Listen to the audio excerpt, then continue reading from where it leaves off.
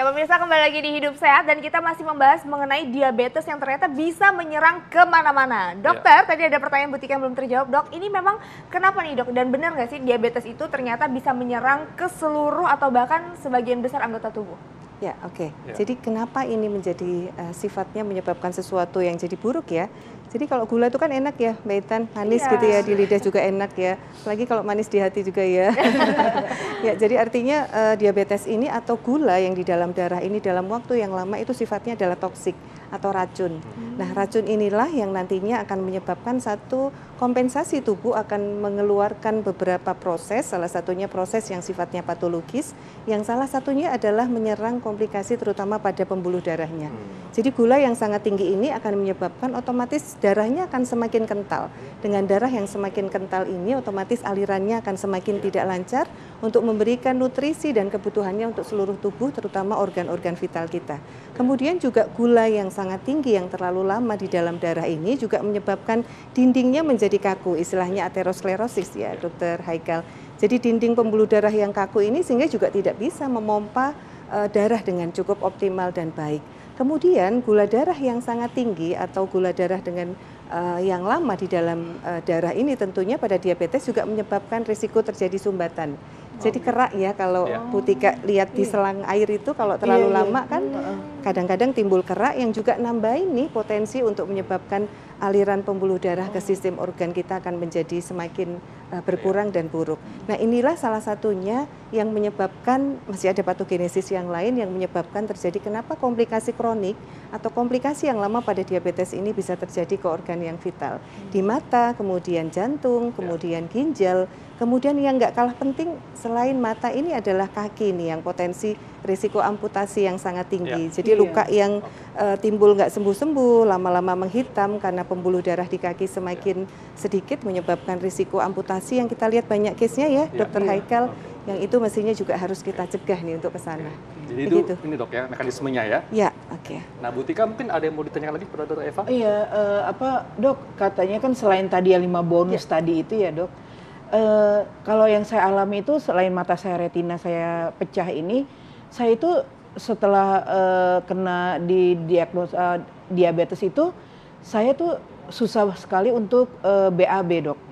Nah itu gimana itu dok? Apa benar atau tidak gitu loh, BAB itu juga salah satu bisa dari diabetes itu menyebabkan BAB. Ya, oke. Nah. Jadi diabetes terutama yang tipe 2, jadi diabetes yang timbul pada usia dewasa, muda, tua dan sampai akhir ini kan ada beberapa jenis ya, ada diabetes tipe 1 yang pada anak-anak, kemudian diabetes tipe 2 yang itu sering terjadi karena lifestyle dan juga faktor genetik dan sebagainya. Nah, kita tahu ada 11, jadi patogenesis yang rusak akibat adanya diabetes itu tidak hanya di pankreas saja. Pankreas itu satu organ di bawahnya lambung Bu Tika, yang itu memang menjadi main problem atau menjadi satu pabrik utama yang bermasalah pada pasien diabetes. Tetapi banyak penelitian yang sudah berkembang dari dulu 8 organ yang bermasalah, ini sekarang naik menjadi 11 organ lain yang juga akan memberikan impact terjadi masalah pada pasien diabetes. Salah satunya adalah saluran pencernaan. Jadi pada pasien diabetes ini, pencernaan dari mulai lambung itu akan terjadi pada kondisi gula darah yang tidak terkontrol baik, akan potensi pengosongan lambungnya ini jadi terganggu. Ditambah lagi, kita tahu sistem barier pertahanan tubuh kita, Bu Tika, itu salah satunya di usus halus. Nah, usus halus ini pada pasien diabetes juga sudah rusak lapisannya. Jadi lapisan di usus halus ini dirusak oleh adanya gula darah yang tinggi yang saya sampaikan sebagai sifatnya toksik tadi ya.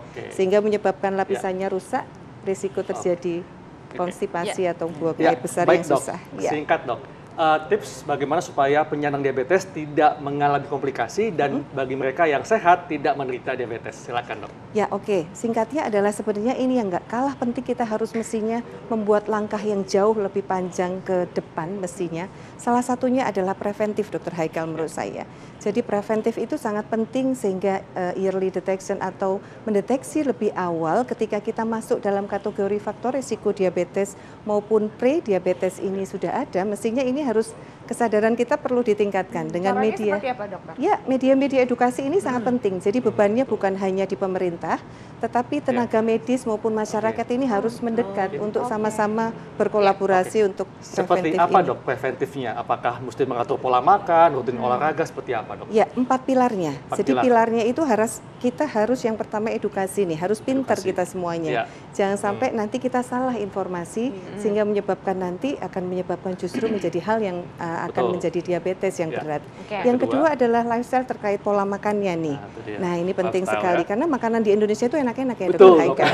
Nah, itu yang luar biasa. Sehingga ini tantangan kita nih terutama Ya. orang Indonesia yang masuk rankingnya sebagai termasuk 5 besar negara yang tinggi angka diabetesnya. Ya. Yang ketiga adalah exercise nih. Latihan, Jadi nggak ya. butuh setiap hari Olahraga ya. olahraga, Iya. tetapi cukup 2 hari sekali, tapi 30 sampai 45 menit yang dilakukan secara Berkualitas. kontinu. Ya, Dok. Ya, tentu harus berkualitas. Ini menjadi Saya satu malas. hal yang penting.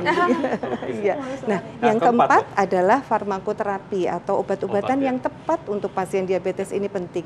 Jadi kalau salah obat juga akan potensi bukan menjadi baik, tetapi malah akan bisa menjadi sesuatu yang buruk sampai pada komplikasi yang berat.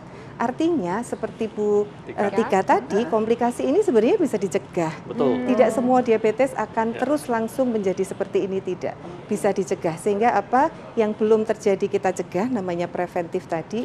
Yang sudah sakit namanya kita melakukan kuratif atau pengobatan yang optimal Ya. untuk memperbaiki kualitas hidup menjadi tetap baik. Kemudian rehabilitatif ini adalah kita sebagai seorang dokter mestinya membantu nih. Ya. Contohnya yang sudah kakinya amputasi, jangan sampai menjadi depresi, Betul. kemudian menjadi produktivitasnya tidak baik. Iya. Jadi memang harus all in, komprehensif ya, Harus, Dokter Dok, ya. Haikal. Ya. Baik dok, terima kasih Oke. penjelasannya. Iya. Terima kasih, Bu Tika, dokter. makasih Bu Tika. Bu Tika, sehat selalu ya. Amin. Semangat Makasih, terus makasih pokoknya. doanya. Terus pokoknya ya. Ya, nggak terasa ya pemirsa, setengah jam kami sudah menemani Anda. Jangan lupa terus saksikan Hidup Sehat setiap Senin sampai Jumat jam setengah 10 sampai dengan jam 10 pagi hanya di TV One. Kami pamit, Dr. Haikal. Saya Intan Somadina. Indonesia hidup sehat.